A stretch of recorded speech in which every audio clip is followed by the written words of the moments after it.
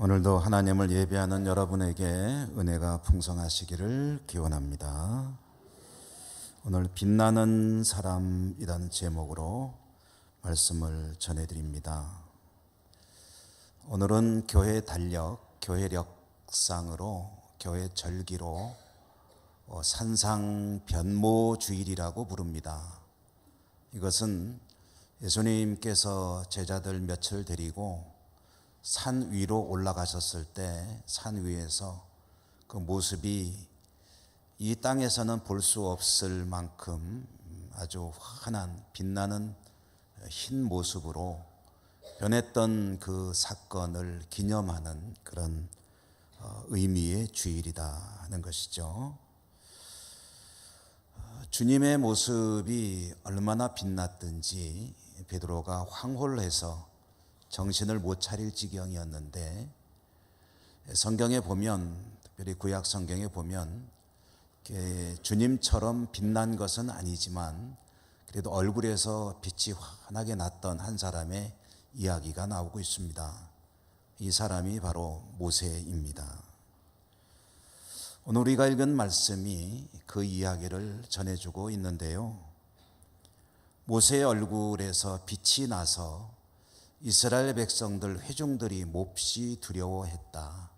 그래서 모세는 부득이 자기 빛나는 얼굴을 백성들 위해서 천으로 가리고 살아야 했다 하는 그런 이야기입니다. 하나님께 나아갈 때는 이제 천을 벗어서 빛이 나도 상관없으니까 하나님께 나아갔지만, 사람들과 더불어 살 때는 빛나는 그 얼굴을 가려야 했던 모세의 이야기입니다. 자, 그런데 모세의 얼굴에서 이렇게 빛이 났었다는 이 이야기가 성경에 기록된 이유, 그것은 무엇일까? 여러분, 성경 말씀은 하나님께서 주시는 것이고요, 하나님께서 기록하게 하신 이 말씀 중에는 그 어느 하나도 무의미하게 기록된 것이 없습니다. 그렇다면 하나님께서 이 성경에 모세의 얼굴에서 빛이 났다 하는 이 이야기를 기록해서 들려주시는 하나님의 속뜻, 마음에 있는 이야기, 그것은 무엇일까? 오늘 그 이야기를 좀 들으려고 합니다. 일단 오늘 이 일이 있었던 이 배경 상황을 잠깐 알아보면, 모세는 하나님께서 부르셔서 시내산 위에 올라갔습니다. 그래서 그곳에서 40일간을 하나님과 함께 대면하고 있었다. 함께 지낸 거죠. 그리고 내려오는데 그 상황을 좀 성경 그대로 한번 다시 읽어보면 29절에 이렇게 되어 있죠. 모세가 그 증거의 두 판을 모세의 손에 들고 시내 산에서 내려오니, 그 산에서 내려올 때에 모세는 자기가 여호와와 말하였으므로 말미암아 얼굴 피부에 광채가 나나 깨닫지 못하였더라. 그러니까 성경에 의하면 모세가 하나님과 40일간 있었고, 하나님과 대면하고 있었고, 하나님과 대화하였으므로 빛이 나게 되었다. 이렇게 그 상황을 설명해 주고 있습니다. 보통 우리가 살아가면서 보는 빛나는 물체들이 보통 두 가지로 분류가 될 수가 있을 겁니다. 하나는 스스로 빛을 내는 경우가 있고, 하나는 다른 곳에서 나는 빛을 받아서 반사해서 빛나는 경우가 있을 겁니다. 그래서 천체로 비유해 본다면 우리가 늘 보는 하늘에 있는 태양과 달을 볼 수가 있겠죠. 태양은 스스로 가스를 불태워서 이제 빛을, 굉장한 빛을, 열과 빛을 뿜어내죠. 그런데 달은 스스로 뭘 태워서 빛을 내는 존재가 아니고 태양빛을 받아서 반사해서 밤하늘을 밝혀주는 그런 발광체입니다. 그러니까 엄밀히 말하면 태양은 발광체라고 한다면 이 달은 반사 광채라고 해야 될까요? 뭐라고 해야 될까요? 어쨌든 빛을 반사하는 그런 물체다라는 이야기죠. 자, 그럼 모세는 어느 편이겠느냐? 스스로 빛을 내는 발광체냐? 아니면 빛을 받아서 반사하는 반사체냐? 라고 물어본다면 모세의 얼굴에서 뭐 가스가 타는 것도 아니고 속에 무슨 빛을 내는 세포가 있는 것도 아니고 모세는 빛을 받아서 반사하는 그런 반사체다라고 할 수가 있겠죠. 그러면 모세가 발하는 그 빛은 어떤 빛이냐? 그것은 하나님께서 발하시는 빛, 그 영광의 빛을 받아 가지고 있다가 그것을 발하는 것이다. 이렇게 설명할 수 있겠죠. 모세는 산 위에서 40일간 하나님과 대면, 곧 얼굴을 맞대고 있었다. 그렇게 머무는 동안에 하나님은 모세의 얼굴 피부에 하나님의 그 영광의 빛을 담아 놓으셨나 봅니다.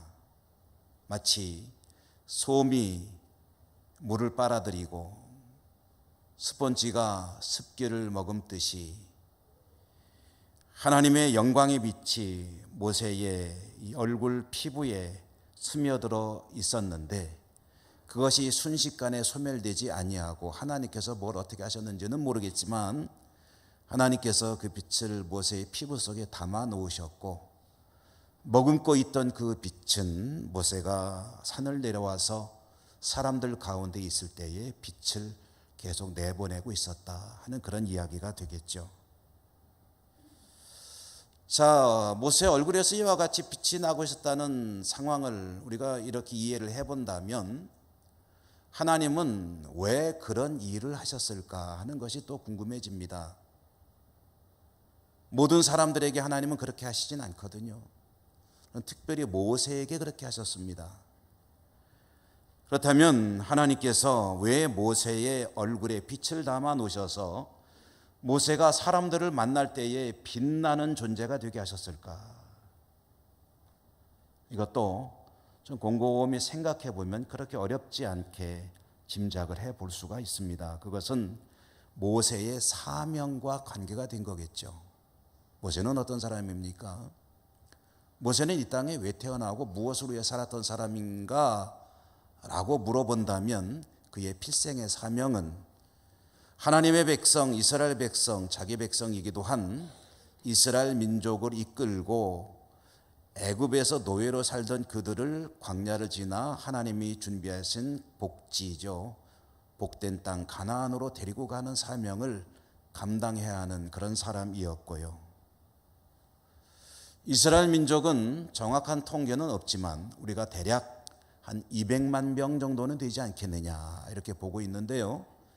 그 200만 명이나 되는 사람들이 또 이렇게 좀 순종적이고 말을 잘 듣는 사람이냐 하면 성경은 대체로 그렇지 않은 것을 보여주죠.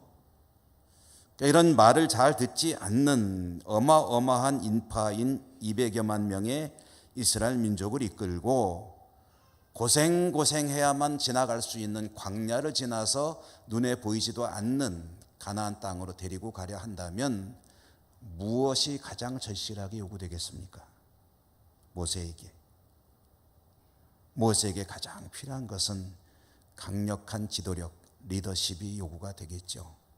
모세가 말하면 사람들이 좀 따라주고 혹시 좀 힘들어도 꼭 참고 인내하며 따라갈 수 있게 하는 그런 강력한 지도력, 리더십. 그것이 요구되는 모세에게 하나님은 다양한 방법으로 모세의 리더십을 갖춰주려고 노력하셨습니다. 모세를 통해서 많은 기적들을 행하셨죠. 모세가 기도할 때 참 돌이키기 어려운 죄들이 용서를 받았습니다. 누가 보더라도 모세는 하나님의 종이요 하나님의 사람이요 자신들의 지도자임을 부인할 수 없는 그런 모습들이 하나님에 의해서 모세에게 많이 드러나게 되었지만 하나님은 거기에 또 한 가지를 더해 주시는 겁니다. 그게 뭐냐면 빛나는 얼굴입니다. 모세의 피부 속에 하나님의 영광의 빛을 담아 놓으셨어요.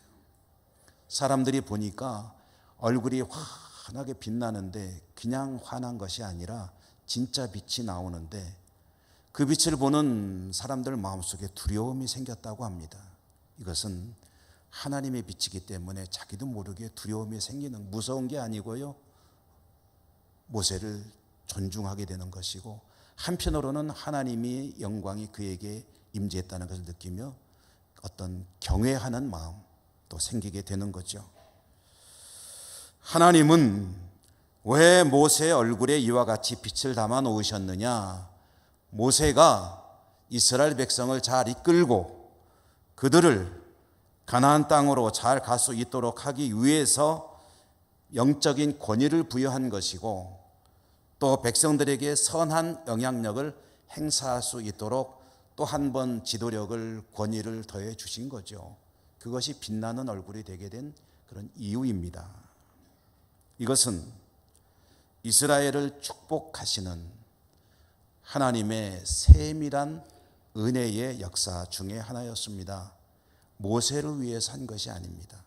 이스라엘을 위해서 하신 겁니다. 이스라엘은 가나안 복지에 들어가야 합니다. 노예로 살던 삶을 청산하고 가나안 복지에 들어가면 하나님의 백성으로 살게 됩니다. 자유인으로 살게 됩니다. 자신들이 땀 흘려 노력한 만큼 거두며 보람 있는 인생을 살 수가 있습니다. 노예로 살 때는 그런 게 없었죠.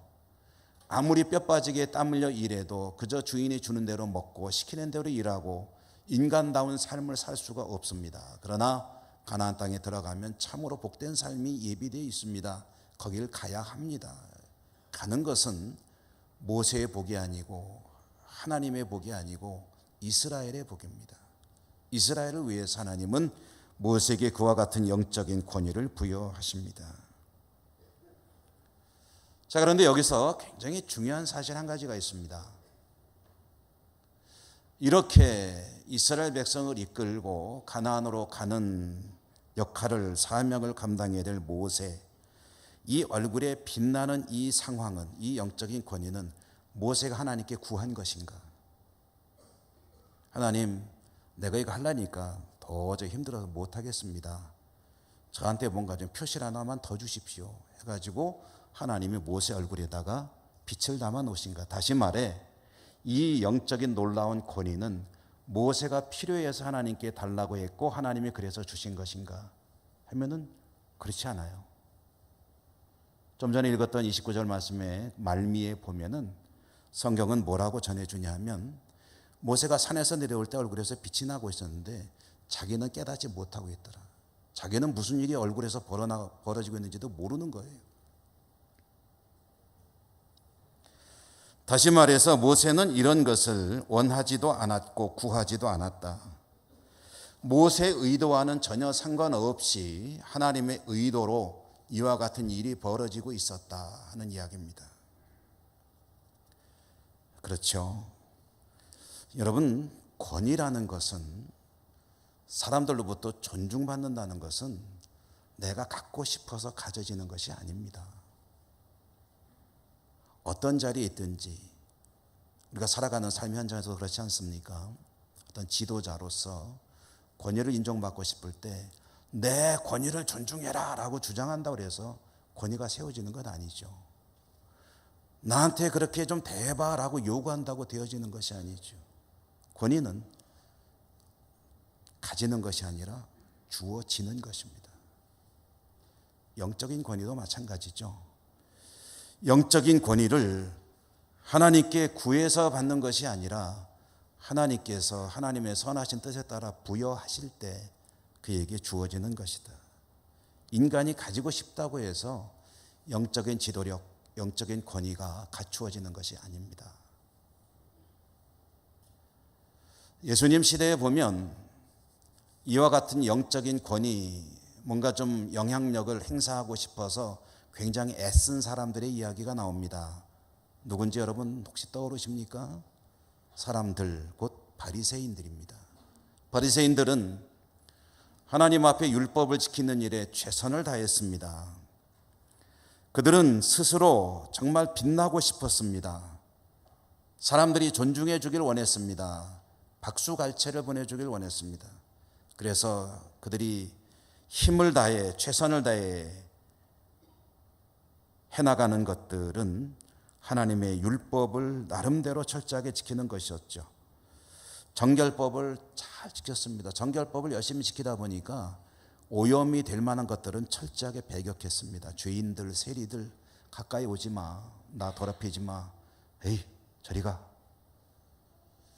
안식일법 철저히 지켰습니다. 안식일에 혹시 사람이 죽어가도 이거 살리는 것은 하나님의 법을 위반하는 것이라고 하며 외면할 만큼 철저하게 지켰습니다.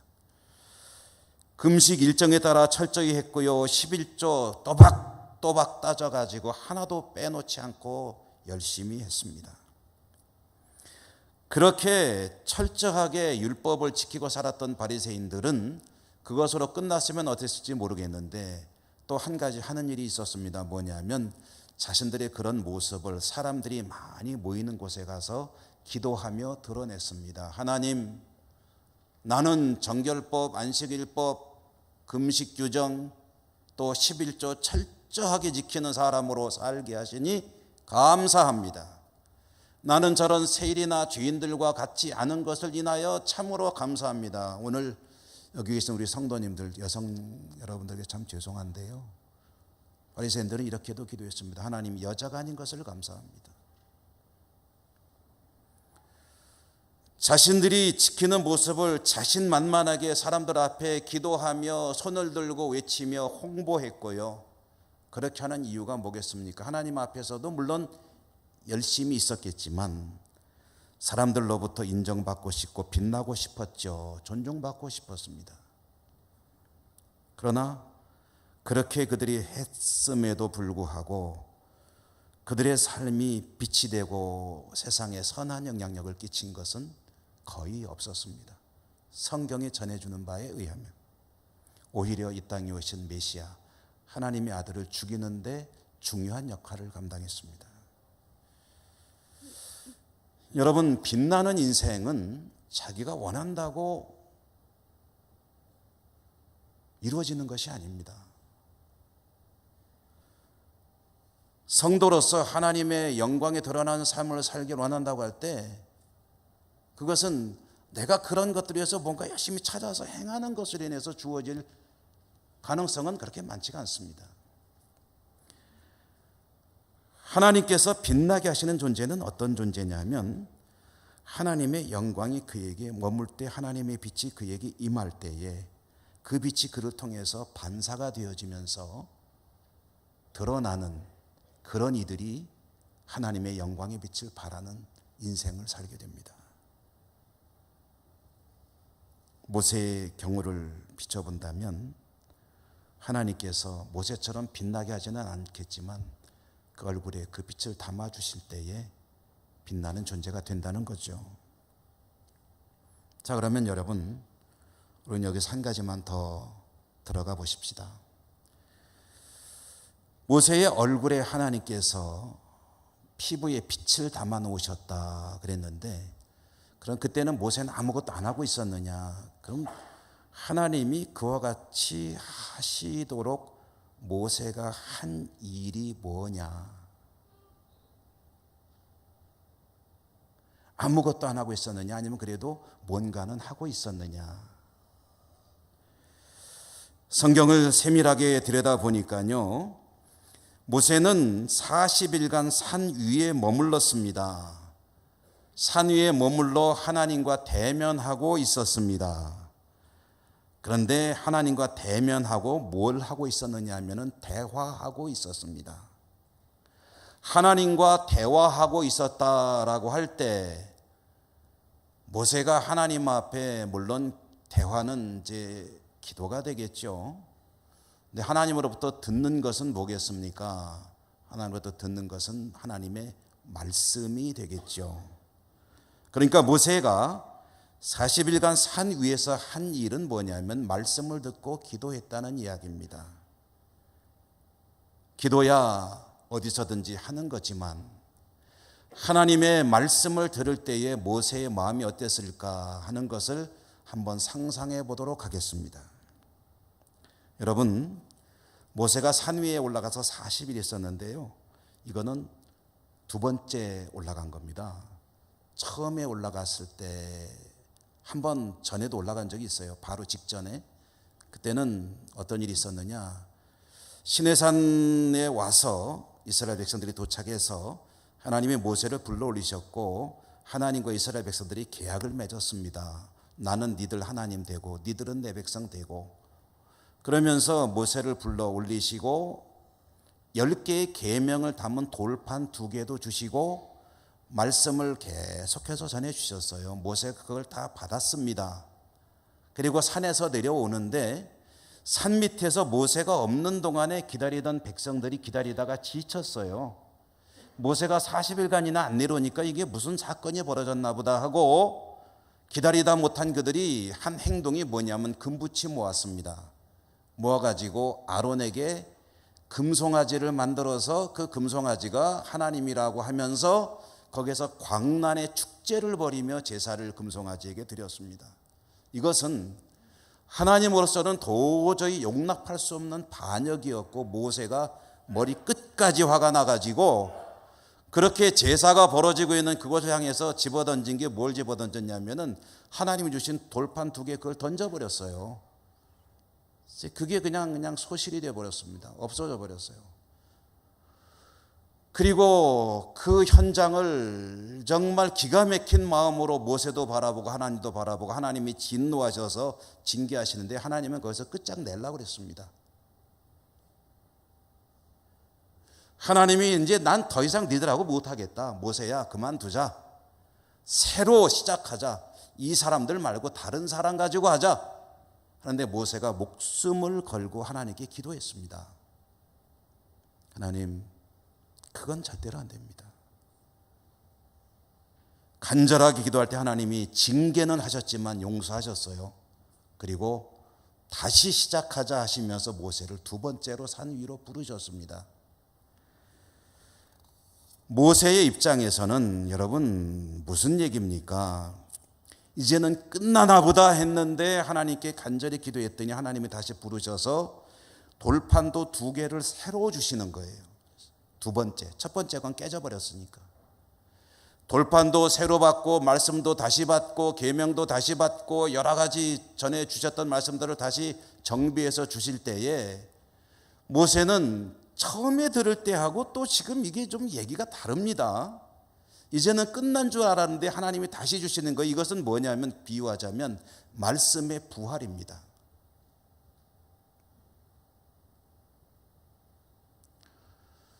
다시 받는 하나님의 말씀, 여러분 한번 생각해 보십시오. 우리는 원하면 언제든지 하나님께 나와서 예배드리고 설교도 듣고 기도도 하고 다 하기 때문에 이게 사실 귀한 줄을 잘 몰라요.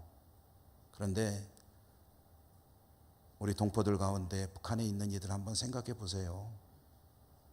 예배를 드릴 수 있습니까? 성경을 읽을 수 있습니까? 기도를 할 수 있습니까? 찬송을 볼 수 있습니까? 그런데 어느 날 도저히 할 수 없었던 그 모든 것들이 가능해졌을 때 그냥 덤덤하게 성경 읽을 수 있을까요? 별 생각 없이 졸면서 말씀 들을 수 있을까요? 그냥 머리는 딴 생각하면서 기도하고 찬송할 수 있을까요? 감동과 감격 속에서 눈물을 흘리며 하나님을 찬양하고 예배를 드리겠죠. 모세가 지금 그겁니다. 이제는 다 끝났나 보다 했는데 하나님께서 다시 불러주셔서 말씀을 주시고 돌판도 새로 주시고, 그러니 모세 입장에서 얼마나 집중하고 감사하고 기뻐하며 말씀을 받고 하나님께 더 감사의 기도를 드렸겠느냐.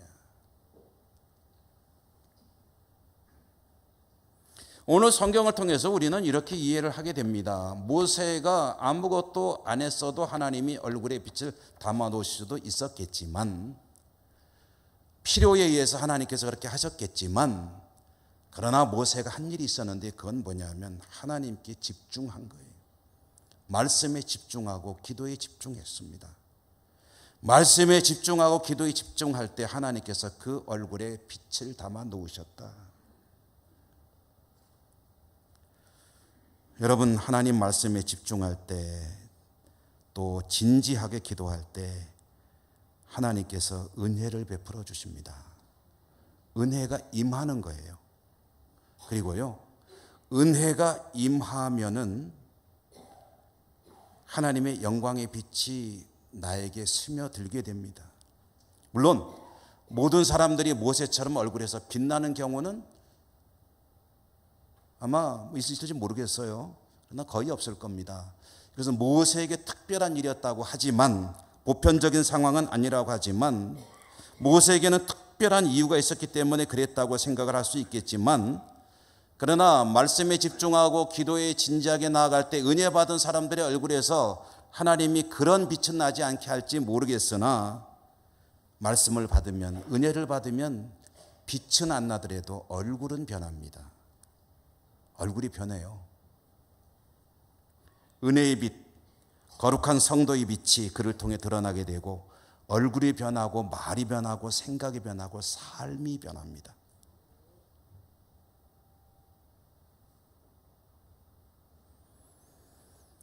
저와 여러분, 우리들은 모세와 같이 얼굴에서 발광체처럼 빛을 내는 일은 아마 없을 거예요. 그럴 경험은 아마 우리가 사는 동안 하게 될 가능성이 높지는 않습니다. 그러나 그런 빛은 안 나더라도 하나님의 말씀을 받은 사람으로, 은혜를 받은 사람으로 내야 하는 그 빛, 주님께서 원하시는 성도의 빛, 거룩한 빛, 그것은 우리의 삶과 신앙을 통해서 드러나야 합니다. 그것은 주님께서 원하시는, 아주 간절하게 원하시는 거예요. 주께서 성도의 삶에 대해서 주신 말씀, 집약체라고 할 수 있는 산상수훈에 보면 여러 가지 말씀들이 있는 중에 주께서 말씀하시기를 너희는 세상에 뭐라고 했습니까? 너희는 세상의 빛이라. 너희는 세상의 빛이 되어라 라고 하지 않으셨습니다. 빛이 되기 위해서 애쓰고 노력해라 라고 하지 않으셨어요. 이미 너희는 세상의 빛이라고 말씀하셨어요. 빛인데 빛을 내지 못하고 있다면 참으로 빛으로서 존재 가치가 없어져 버리는 게 되겠죠. 성도는 교회에서도 빛나는 존재가 되어야 되지만 특별히 세상의 빛이라고 말씀하셨습니다. 세상에서 빛나는 존재로 살라는 거예요. 빛나는 사람. 구체적으로 뭘까요? 일일이 어떻게 다 말씀드릴 수 있겠습니까? 저는 얼마 전에 제가 좋아하는 정호승 시인, 이분이 시도 참 좋지만 산문도 잘 쓰시는데 산문집을 보다 보니까 그런 얘기가 나오더라고요. 제목이 뭐냐면 3등은 괜찮지만 3류는 안 된다. 그게 제목이에요. 3등은 괜찮지만 3류는 안 된다. 뭐 긴 글은 아니기 때문에 한눈에 쭉 읽었더니 아주 공감이 가는 이야기입니다. 3등은 괜찮지만 3류는 안 된다. 여러분 그렇죠? 1등 못해도 상관없습니다. 2등 못해도 관계없어요. 학생들이 이 말을 인용해서 부모님에게 한거하면 안 되는데 1등 하면 좋지요. 성실하게 땀 흘려 공부하고 일해서 1등 하면 좋지요. 2등 해도 좋아요. 그런데 못해도 상관없어요. 세상은 1등을 향해서 환호와 갈채를 보내지만 그러나 1등 안 하면 어떻습니까? 2등 못하면 어때요? 꼴찌해도 관계없어요. 별세하신 작가 박완서 선생님, 그분이 한번 이런 일이 있었다고 그래요. 마라톤을 이렇게 보고 있는데 선수들이 얼마나 열심히 뜁니까? 1등으로도 가고 2등으로도 가고 3등으로도 가고 쭉 하는데 나중에 보다 보니까 한참 있다가 꼴찌로 오는 선수가 있더래요. 그런데 얼굴이 얼마나 고통스러워 보이는지, 땀을 펄펄 흘리는데 포기하지 않고 끝까지 완주하겠다고 뛰는 그 사람을 보면서 너무 마음에 감동이 오더라. 그래서 그때 느낀 그 마음을 가지고 쓴 글이 꼴찌에게 갈채를, 꼴찌에게 보내는 갈채, 그런 제목으로 글을 쓰고 그런 제목으로 책도 내셨더라고요. 꼴찌에게 보내는 갈채. 여러분, 열심히 살고 최선을 다한다면 1등 못해도 아무 문제 없습니다. 그런데 3등은 상관없지만 3류는 안 된다. 3류. 등과 류의 차이가 뭘까요? 3류 인생이란 어떤 것이냐? 삶의 내용과 질과 가치의 이야기라고 하더군요. 삶의 내용, 삶의 질, 그가 추구하는 가치. 3류 인생을, 그의 표현을 빌자면 이런 식으로 얘기를 합니다. 3류 인생은 이기적이고 자기 주장이 강하며 천박한 것이다. 사회 구성원으로서의 기본 질서와 규범을 무시하고 자기 이익을 위해서 남의 피해를 개의치 않고 산다. 그러니까 하나로 표현한다면 자기 이익을 위해서 오직 그거 하나만 바라보고 살아가는 사람을 3류 인생이라고 표현하는 거예요. 여러분, 그렇습니다. 얼굴에서 빛 안 나도 상관없습니다. 그러나 그 삶은 가치가 있어야 돼요. 가치 있는 인생, 그리고 선한 영향을 미치는 인생, 그것이 바로 주님이 말씀하시는 빛으로 살아가는 성도의 삶입니다. 구약성경 다니엘에도 보면 빛된 성도의 삶이 얼마나 복된 것인지 12장 3절에 보니까 여러분 많이 들어보셨을 거예요. 이런 말씀이 있네요. 지혜 있는 자는 궁창의 빛과 같이 빛날 것이요, 많은 사람을 옳은 대로 돌아오게 한 자는 별과 같이 영원토록 빛나리라. 어떤 사람이 빛나는 존재가 되느냐 했더니 지혜 있는 자, 그래서 많은 사람을 옳은 대로 돌아오게 한 자. 이것은 굳이 전도에 관한 이야기가 아닙니다. 선한 영향력에 관한 이야기입니다. 어떤 사람이 이와 같이 지혜가 있어서 많은 사람을 옳은 대로 돌아오게 하느냐? 여러분, 지혜가 뭡니까? 우리에게 지혜는 잠언 말씀이 규정을 해주고 있죠. 여호와를 경외하는 것이 지혜와 지식의 근본이니라. 아멘. 하나님 말씀을 존중하고 하나님 말씀에 따라 살 때 그것이 지혜 있는 인생이라고 성경은 가르쳐주고 있습니다. 여러분, 성경은 자주 우리에게 또 들려주죠. 들을 귀 있는 자는 들을지어다. 들을 귀 있다는 말이 무엇입니까? 소리를 듣는다는 얘기가 아닙니다. 하나님 말씀에 귀를 기울이고 집중하고 말씀을 상고하고 연구하고 묵상하고 뜻을 새기고 말씀을 이해하고 가슴에 담아두고 귀한 것으로 여겨서 그 말씀을 실천하는 인생을 살아가는 일련의 과정을 다 포함하는 것이 들을 귀 있는 자의 정체입니다. 모세는 얼굴에서 빛이 났지만 오늘의 성도는 세상의 빛으로 살아야 합니다. 사랑하는 예천교회 성도 여러분, 빛나는 사람으로 사시기를 주님 이름으로 축원합니다. 은혜로우신 하나님 감사합니다. 오늘도 말씀 주셨으니 승리할 수 있도록 인도해 주옵소서. 예수님 이름으로 감사하고 기도드립니다. 아멘.